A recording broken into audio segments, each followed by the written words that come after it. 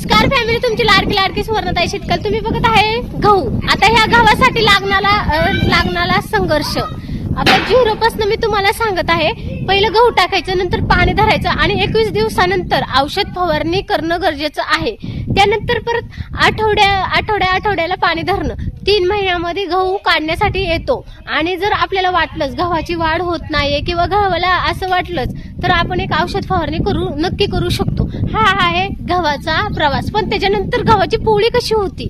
गहू आता हे झालं गहू येण्यापर्यंत. नंतर गव्हाला मशीन येते, मशीन काढते गहू. त्याच्यानंतर मशीनीतनं गहू काढल्यानंतर आपण साफ स्वच्छ करतो. त्याच्यानंतर आपण पीठ देतो दळायला. पीठ दळून आणल्याच्या नंतर आपण पीठ मळतो, मग पोळ्या करतो. समजलं तुम्हाला गव्हापासून पोळ्या बनण्याचा प्रवास कसा आहे ते समजलं का? धन्यवाद.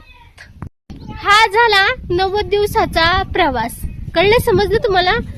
प्रत्येक गोष्टीला संघर्ष आहे.